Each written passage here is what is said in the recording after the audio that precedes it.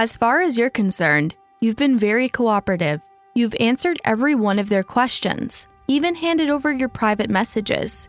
And still, law enforcement seems no closer to finding the missing couple. I just can't see people wanting to hurt them. In fact, sitting in this interrogation room, you're starting to feel like there's something they aren't telling you. Have you heard anything?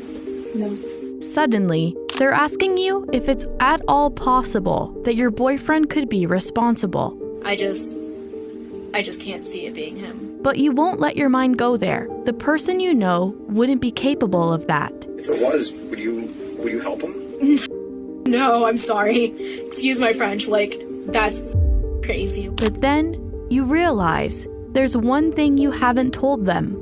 I recalled, taking a screenshot of him near the Snatcher River. The morning of Bart and Krista's disappearance, your boyfriend texted you saying he was doing chores. But then, when you looked at his location on SnapMap, it showed him out in the woods by the river. You remember wondering at the time, what kind of chores could he be doing by the river? And after detectives search that area, you find out that you didn't know your boyfriend that well after all. On a quiet two-way street in Windsor, Wisconsin, lived the Haldersons, a family that was, by all accounts, happy. Bart and Krista Halderson had a very ideal life. They met, they fell in love, they had 2 kids, they have this beautiful house, they raised their children. I mean, they're a very nice couple, very nice family. In fact, ask any neighbor on the block, and you'd likely receive a glowing testimony on the adoring parents and their 2 accomplished sons. They tell you that while Krista Halderson had recently gone from a stay-at-home to receptionist at an automotive dealership, her number one priority, unchangingly, was her boys, as the bins in her home of carefully labeled Eagle Scout badges, Lego projects, and photos that she couldn't part with made so clear. They tell you that her husband Bart was just as devoted a father in his involvement with his son's sports and extracurriculars as he was a provider, outdoorsman, and handyman. They tell you that the Haldersons' eldest son Mitchell hadn't been around as much lately, off building his own life that at 24 years old already included a career as a technical services representative, his first home, and an engagement. But what would neighbors tell you about the youngest member of the family, Chandler Halderson? Well, they might say they didn't know much, that the 23-year-old mainly kept to himself since moving back in with his parents after a semester at college. However, anyone who was close to the Haldersons knew just how special Chandler was. After all, he was on the precipice of graduating from Madison Area Technical College's Renewable Resource Engineering program and already had opportunities lined up. In fact, during his studies, Chandler had somehow found time for a stay-at-home paid internship at American Family Insurance as an IT administrator, along with a James Bond grade side hustle as a rescue scuba diver for the Madison Police and the state's Department of Natural Resources. Yet, even these resume-boosting accomplishments paled in comparison to Chandler's most recent success, an offer of employment from SpaceX. Yep, Chandler was set to leave for Florida on June 11, 2021, to start his new job at none other than Elon Musk's astronautics company, with his girlfriend, Kat Millender, set to join him in August after her lease ended. But then, his elder brother, Mitchell, got sick. In June, Mitchell was diagnosed with type 1 diabetes, a health scare that devastated his parents, and especially Krista, who wouldn't leave her son's side. Chandler, too, seemed affected by his brother's sudden deterioration, feelings he expressed to Mitchell through an odd gift, a bullet that read, "Get well soon."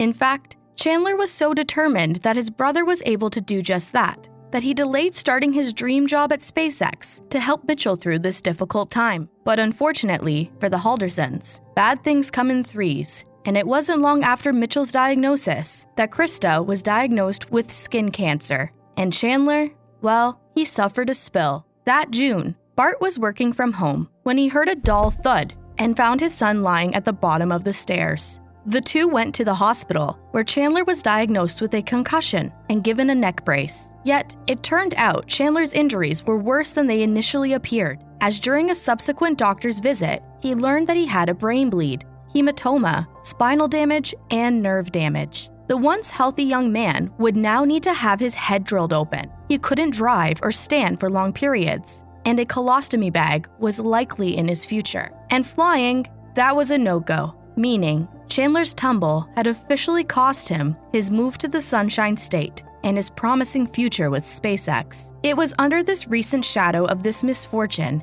that his parents decided to take a trip to the family cabin on White Lake for the 4th of July weekend, leaving early Friday morning. On the 4th of July, a Sunday that year, Krista texted Chandler that she and his father had arrived safely and were going to a parade in White Lake. They would be home Monday night or Tuesday morning. Love you lots, she added at the end, a signature sign-off from the doting mother. Yet, despite Krista's claims that they would be home soon, this was the last time anyone would hear from the couple again. When Monday and Tuesday came and went without any sign from his parents, Chandler became worried. So, on Wednesday, July 7th, at 11:25 a.m., he walked into the Dane County Sheriff's Northern Precinct and filed a missing persons report. That night, officers accompanied the young man to his home, where they noted Bart and Krista's cars were still in the garage and that 2 sofas had been pushed together to form a bed. According to Chandler, this setup was to allow him to sleep closer to the bathroom. As for the cars, well, Chandler had an explanation for this as well, that he shared with both investigators and the media as news broke about the missing Windsor residents. Yep, to get information on the case out there, Chandler, who chose not to appear on camera, told local stations everything he knew about the lead-up to his parents' disappearance, which as it turned out, wasn't a lot. He said his parents left with a couple, although he had no idea who. The reports from the sheriff's office say they didn't have a car or there wasn't a car with them. Yeah, they were picked up by their friends, who I never got the name of, and I assumed it was someone I was aware of. I never really asked any further into it. And while Chandler had woken up bright and early to feed the dogs on Friday morning, he had also failed to witness his parents leaving. Did you literally see them pulling out of the driveway heading out? No. Still, over the weekend, he'd been able to excuse the text to his parents that went unanswered and calls that were taken straight to voicemail. This weekend it was packed. Maybe the weather wasn't great for messaging. Now, however, Chandler was officially concerned and had even resorted to going door to door to ask neighbors if they might have caught his parents' departure on security cameras. Did they capture anything on? We don't know. They just took a copy of everything, and so we're hoping. And Chandler wasn't the only Halderson son who was stepping into action. Mitchell wanted to know what exactly had happened in White Lake over the weekend, and on July 8th, he made the 3-hour drive to the family cabin where he met up with Langley County Sheriff's deputies to find out. Do your parents regularly come up here? Yeah, they come here a few times a year. But as the group searched the property, Sheriff's office, anybody inside? Announce your presence, make yourselves known. It soon became clear the cabin was vacant, and had been for some time. Krista and Bart had never made it to White Lake, and with law enforcement's one and only lead drying up, it seemed the investigation had hit a standstill. Authorities are still searching for a Windsor couple who have not been seen in days. But behind the scenes, law enforcement had already narrowed in on their suspect, the last person to see Bart and Krista alive, the first person to report them missing, their youngest son, Chandler Halderson. See, the 23-year-old story just wasn't adding up. For example, Chandler claimed he witnessed his parents pack a substantial amount of alcohol, as well as $4,000 cash on Thursday night, and suggested that they could have gone to a casino and lost track of time. Yet, friends of the couple told investigators the Haldersons weren't gamblers. Similarly, it wasn't like the couple to play hooky from their jobs to go on a weekend trip, and it especially wasn't like them to extend the trip to miss one of Krista's doctor's appointments for her cancer. And then there was what was on that security footage the neighbor had turned over to police, or rather, what wasn't. Turned out, no car had left the Halderson home during the time frame Bart and Krista were supposedly picked up, leading investigators to the conclusion that Bart and Krista hadn't left their home at all that weekend, at least not by choice.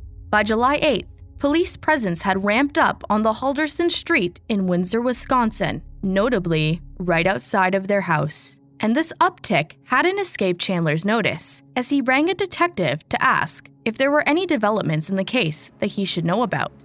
A little confused. I got 2 squads parked right outside my house, and they're not really canvassing, they're just kind of sitting there. And while the detective did his best to soothe Chandler's worries, Is everything alright? Yeah, I mean, they're in the area doing canvassing, and they're also Probably doing a shift change right now, getting our second shift crew on around 3:30. It wasn't long after this that both Chandler and his girlfriend Kat Melander were escorted downtown. Do you think they're okay that they're doing this? Yeah, I haven't heard anything. But law enforcement had heard something that was about to blow the case wide open. And while Chandler was being kept in the dark, from his self-soothing gestures to his cold demeanor, it was clear Chandler was on edge about something.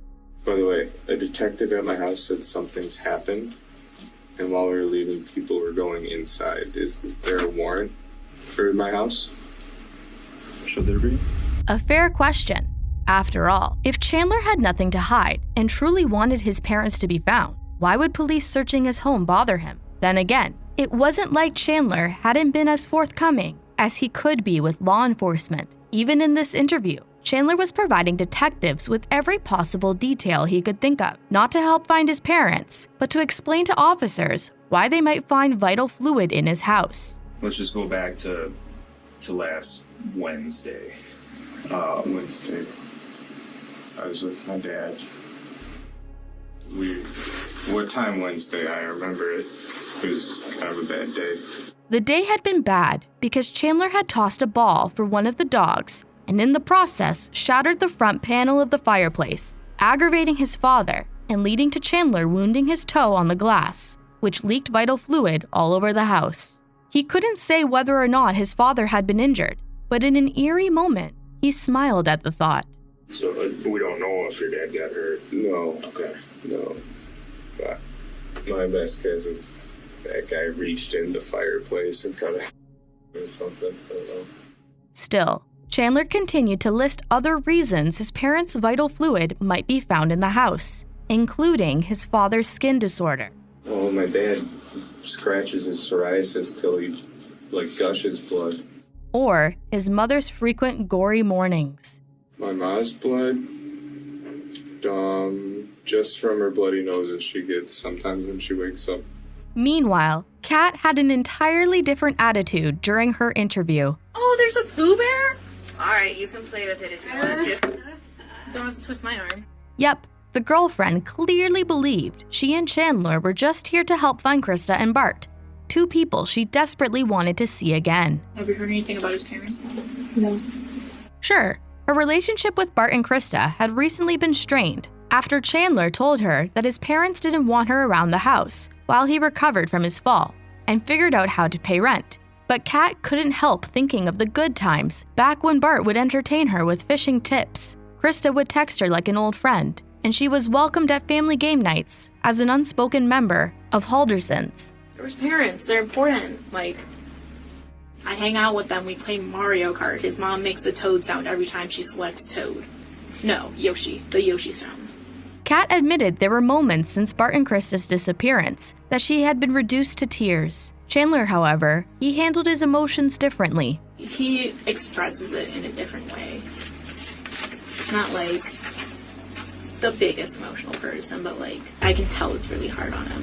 See, while Chandler might not have shed a tear in recent days, Kat had witnessed him pacing and dissociating, which the girlfriend saw as evidence enough of his pain. As for his innocence, for Kat, that was a given. So you don't think there's any way that Chandler's involved in the disappearance? No, I told Liz that if it's Chandler, I'm gonna be severely mentally up after this. I just can't see it being him. And then the detective hit Kat with a question she found equally ridiculous. If it was, would you help him? No, I'm sorry. Excuse my French. That's crazy. People, especially Mr. and Mrs. Halderson, I'm sorry. That's different levels of up. The idea that someone, anyone, would take the lives of Krista and Bart was unfathomable to Kat. I just can't see people wanting to hurt them. That's the thing. That's why we're so worried. We don't know who would do this to them. Law enforcement, however, had an inkling they knew just the guy. See, a tip had come in that afternoon from none other than Chandler's girlfriend's mother, Dulce Melander, and her partner, Krez Lasai. The two claimed that Chandler had visited their farm in Cottage Grove on July 5th to soak in their pool, something he had said would help him with his pain. and Krez had kindly obliged. However, when they went outside a half hour later, they noticed the cover was still over the pool, and Chandler, well, he was nowhere in sight. His car was the only sign he was still somewhere, lurking on the property out of view. It was parked in the shed, with the trunk curiously open. Still, with no one in the pool on the hot summer day, Dulce and Krez decided to take a dip. It was then that they saw Chandler emerge from a wooded area in the yard. Chandler then joined them in the pool and rinsed himself off. He got out and left after 15 minutes. It was this peculiar visit Chandler was now excusing to detectives, claiming that he hadn't been in the woods but by the shed having a breakdown. I actually cried. Started kicking grass, just doing the toddler tantrums. Which was followed by an uncomfortable encounter in the pool. Yeah, I was in the water and I realized Crest didn't have a top, and that was uncomfortable.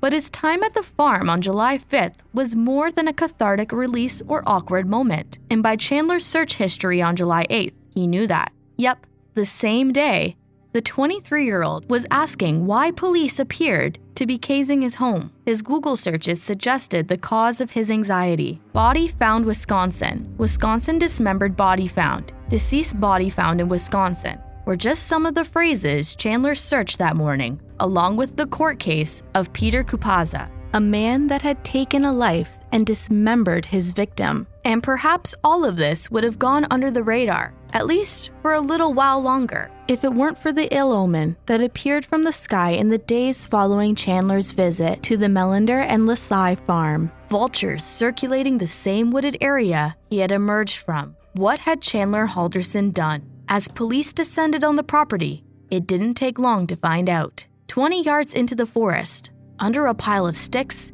bushes, and soil, lay Bart Halderson, or at least part of him. To be precise, they found the 50-year-old's torso with a hole in the back caused by a firearm. And as dogs, drones, and reinforcements were called to the forest, it wasn't long before a tarp was found sticking out a garbage can and cutting tools were pulled out of an oil barrel, all stained crimson with vital fluid that would soon trace back to Bart and Krista. Back at the police station, detectives were done with the narrative Chandler was pushing. I think it's time we start talking about what happened to your parents. Like the truthful version. At first, Chandler seemed to freeze under the weight of what the detective was accusing him of. I can't tell you what we know, but we know you're not telling us the truth. We know your parents are no longer with us. Okay, and we know the reason why. His only option was to tell the truth. This is your chance to tell us why. Okay? I'm not BSing you. Okay? So can we do that? Or lawyer. Still, thanks to the information Dulce and Krez provided, Chandler wouldn't be going anywhere. You're under arrest. Okay? According to the criminal complaint, as the detective directed Chandler to his booking, the 23-year-old had a change of heart. He wanted to go back up and tell the detective everything. However, since he had invoked his right to an attorney, this wasn't possible. During his booking, Chandler asked what had changed, and the detective said that they had found something. Chandler grew wide-eyed, and according to the criminal complaint, said something along the lines of, "You don't know the whole story." During the booking questionnaire, the detective asked if Chandler was struggling with thoughts of taking his own life, a question that provoked a chilling confession as Chandler told the detective that he didn't feel bad for what he did. Chandler was arrested for providing false information on the case, and 2 days later, after the remains found on the farm were officially identified as Bart, Chandler was officially charged with taking his father's life, along with dismembering and hiding the body. The Dane County Sheriff's Office now considers this an homicide investigation. But where was Krista? Law enforcement asked for everyone who might know something to come forward. The Sheriff's Office is really hoping for the public's help right now. They said for anyone who has any information on this, no tip is too small. And as it turned out, a member of the public did have information, and it was someone law enforcement was already familiar with. Kat Melander hadn't taken the news of her boyfriend's arrest well. Right now, because he's not being so cooperative or forthcoming, his parents are missing. It looks like they're going to take him into custody. Are you serious? Mm-hmm. nor did she seem convinced of his guilt. You probably know him best. Why do you think he's not being truthful? Doesn't want it pinned on him, I guess. But as torn up as Kat felt, she wasn't the type of person to sit on information, especially when it could reveal Krista's whereabouts. See, when speaking to friends, neighbors, and family members, one of the detectives heard a rumor that Chandler had cheated on Kat in the past, and that this philandering had led Kat to keep tabs on her boyfriend. To do this, Kat used Snapchat's Snap Map, a feature that allowed her to see where Chandler was at all times. So on the morning of July 3rd, when Chandler told Kat he was going to do chores, Kat took a peek, and lo and behold, Chandler wasn't where he was supposed to be. I recalled taking a screenshot of him near the Wisconsin River because we share Snapchat locations with each other. And he wasn't responding to me, he always snaps me. The location struck Kat as odd, and detectives as well. What chore required Chandler to venture into the woods near the Wisconsin River in those early morning hours? It was a spot close to a watering hole that he'd frequent, as law enforcement learned from Kat and other friends who provided more evidence. We actually obtained a photo of Chandler being in that general area. Yep, in 2020, Chandler had sent a friend a photo of him hanging by a branch with a blade in his other hand. And as law enforcement descended upon this area, it's 100 feet away from this tree that they found what remained of Krista Halderson, her legs. And as the community mourned that latest news in a series of devastating developments in the case, it was just heartbreaking is the best way I can word it. Law enforcement had already made other disturbing discoveries. See, while searches of both the pond behind the Halderson home and a landfill had come up empty, there was one area that law enforcement already knew Chandler didn't want them going anywhere near: the house. Naturally, this was the location investigators gravitated towards, and as it turned out, the youngest member of the Halderson family had grounds for his apprehension. In the basement, law enforcement discovered what remained of a cleanup job, as blue light exposed traces of residual vital fluid on the floor. And in the garage, hidden under a shelf, inside a shoe and wrapped in aluminum foil, was Krista's driver's license and phone. Cell tower data revealed the device was turned off the night of July 2nd and turned back on for 7 minutes on July 4th, inside the Halderson home, when Chandler's phone received that text from his mother that stated his parents had arrived at White Lake safely and were going to a parade, a mistake Chandler clearly realized after he learned White Lake's parade was on the 3rd. That's fishy to me, even the text, because I realized Memorial Day is when the White Lake parade is. Oh, sure. There's no parade at White Lake on the 4th. So, well, maybe there is now. And then there was the broken fireplace. You know, the one that came with the detailed story about the dog, the ball, and Chandler's injured foot? Well, it turned out that wasn't the way the fireplace broke after all. On July 27th, something inside the fireplace caught law enforcement's eye. Between the fresh logs was a black rock, or at least that's what it looked like. It was only a forensic anthropologist who could immediately identify it for what it was: a human skull. More human remains were found, this time inside the Halderson home, just days ago, and have yet to be identified. Over 200 human bone fragments were then found in the ash trap of the fireplace, belonging to various parts of the human body, including the skull, fingers, and kneecaps. And while these fragments could no longer be tested for DNA, the implication was clear. Chandler had tried to incinerate the remains of his parents. Tried being the operative word here.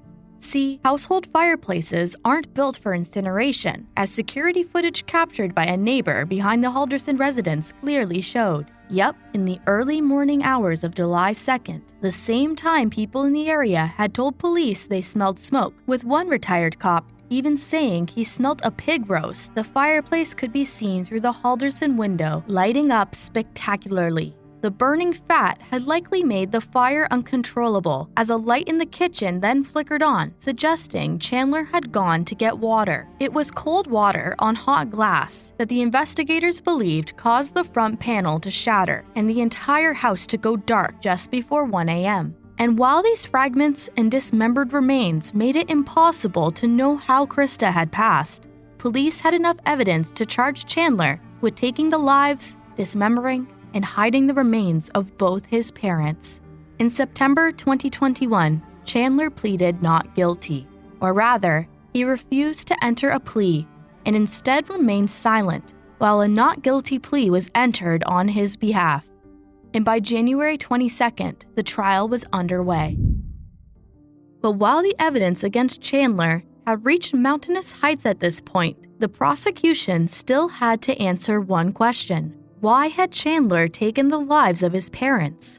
After all, this was a young man who, up until his fall, had the world at his fingertips. He was inches away from finishing his degree, had an internship at American Family Insurance under his belt, and was a volunteer rescue diver, all accomplishments that didn't exactly fit the profile of a murderer. But secrets, well, they can morph into something insidious. And Chandler, he had some big ones. See, while the defense for the case boiled down to reasonable doubt, don't assume anything. Assumption is the mother of all mistakes. According to the prosecution, the only source of doubt in this cut-and-dry trial was Chandler and his web of lies. After all, Chandler wasn't attending Madison Area Technical College. In fact, he'd failed out. As for his position as a rescue diver, well, no such program with the Madison Police ever existed. And when it came to his one-year internship at American Family Insurance, that was another fib Chandler went through great lengths to maintain. In order to live from home, their youngest son had agreed to pay rent. However, according to Chandler, his insurance gig was shortchanging him. He went through the effort of creating a fake email account for fabricated HR manager Tom Selznick, who half the time couldn't even spell the word resources in his own position correctly, to message about new problems that held Chandler's paycheck up. In reality, Chandler spent the year taking fake meetings with people that could game with him during working hours, which ended up mostly being members of the American military stationed overseas. One of Chandler's online friends even visited him in June 2021, about a month before Chandler took his parents' lives, and gifted him 400 pounds of high-powered ammunition and a firearm, a weapon that was discovered when Krez was cleaning her barn in October, yards away from where Bart's remains were found. Of course, Chandler couldn't keep up his paycheckless stint at American Family Insurance forever. So, as attorney William Brown put it, and the best way out of your pretend job is an even more pretend job. Thus was born Chandler's position at SpaceX, that, like his previous accomplishments, was entirely fabricated. And to make sure he never actually had to come clean about his lie, the prosecution claimed Chandler faked his fall, so he had no way of going to Florida to start his imaginary career. To prove this, Chandler's doctor was put on the stand, where he testified that while Chandler was diagnosed with a concussion, which cannot be tested for, his other diagnoses and limitations were news to the healthcare professional. Did you at any point tell him that he had a brain aneurysm? No, ma'am. Did you advise him that he should not fly in an airplane? No, ma'am. Still, Chandler was able to maintain the illusion that he was this gifted young man that just couldn't catch a break, until one request threatened to crack his carefully crafted facade. See, Bart Halderson wanted Chandler to start looking for another job. He just needed transcripts from Madison Area Technical College to do this. The problem was, when Chandler corresponded with MATC advisors, from a man by the name of Daniel Spieth to Alyssa Brandt, no one was able to help him, as the frustrating email thread Chandler showed his dad made clear. Bart even took the initiative to call the number attached to one of the emails and speak to Daniel Spieth on the phone, who he couldn't help mentioning in an email to Krista sounded just like their son. But still, with no transcripts, Bart decided to take matters into his own hands by calling MATC and presenting himself as Chandler Halderson. It was during this call with customer service representative Omar Job that Bart learned his son wasn't registered at the institution. said, I don't see that you were admitted in any program. And those advisors he'd become familiar with were characters his son had conjured up. How about, does Daniel Spice still work there? No, it's not showing up. And pretended to be over email and eventually burner phone. After the call ended, Bart texted Chandler to say he'd spoken with Omar. But according to the prosecution, Bart didn't confront Chandler about his lies. Instead, he scheduled a meeting for Chandler with MATC for 3 p.m. on July 1st. He was calling his son's bluff. The problem was, Chandler didn't want to be caught. "I'm ready whenever you are," Bart texted his son at 2:10 p.m. on July 1st before their meeting. According to the prosecution, shortly after this text was sent, Chandler took his father's life. Chandler then texted his mother that Bart's phone ran out of battery, so she could text him instead. He asked her to pick up soda for him because he had an extra hour of work, likely to delay her getting home. Krista responded, "Hey, I can," punctuating the message with a smiley face, the last message she ever sent. Chandler took his mother's life after she arrived home. That evening, Chandler wrote a list in his notes app that included getting cleaning ingredients such as hydrogen peroxide and lemon, and the to-dos of clean floor and get a job. He then went to pick up 2 bags of ice, which the prosecution believed was intended to chill the dismembered remains. He didn't wear his neck brace for the excursion. In fact, after his parents passed, he never wore his neck brace again. The next morning, after unsuccessfully attempting to incinerate his parents' remains in the fire, Chandler bought a tarp. Kat then visited and became the unknowing accomplice to her boyfriend's crime by bringing hydrogen peroxide and a Swiffer wet jet, tools she believed were meant to help Chandler tidy up after he stepped in glass that was likely used for an entirely different cleanup job. And while Chandler asked Kat to come for dinner, leave, and then come again in the morning, she stayed the night under the same roof as his parents' remains that would be scattered across Wisconsin in the coming days. These details and more were revealed over the several painstaking weeks of the trial, where neighbors, friends, and family took the stand, including Kat, who, after attempting to stick by her boyfriend pre-trial, was faced with the awful truth. "I just believe his parents were missing, and I just want them to be found." And the eldest Halderson boy, Mitchell, who put on a brave face for the courtroom, just like his mother had after his diabetes diagnosis. I've heard later on that she called her best friend many times crying. Then, on March 17, 2022, Chandler was sentenced. During the sentencing, prosecutor Andrea Raymond told the courtroom that it was hard to find anyone who had a bad thing to say about Krista or Bart. In fact, the only criticism Chandler's parents received was that his mother babied him a little too much and was a little too doting. It is out of this life of privilege, this childhood that was nearly ideal, that he committed these crimes, she said. It's also worth noting that these crimes were committed against these 2 individuals that provided this childhood for him, the 2 people that took care of him.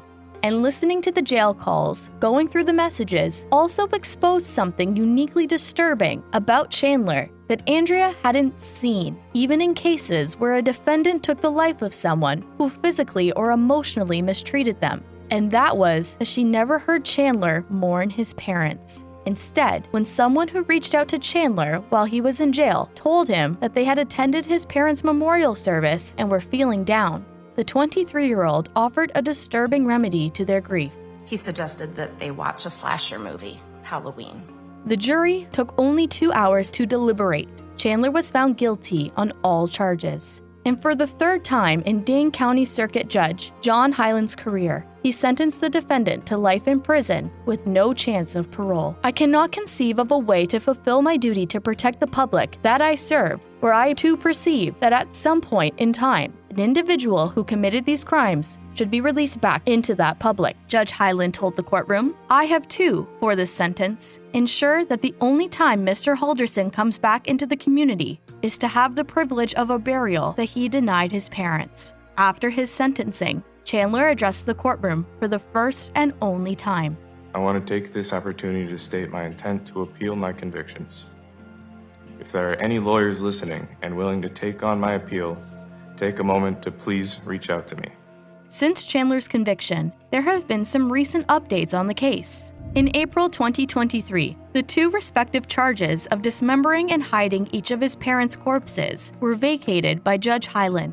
This amendment to the ruling was on procedural grounds, as these charges could have led to a new trial, since Wisconsin state law stipulates that a defendant cannot be convicted of both. The main counts are still in place, and Chandler wants to appeal that, and we'll be working on that appeal in the future.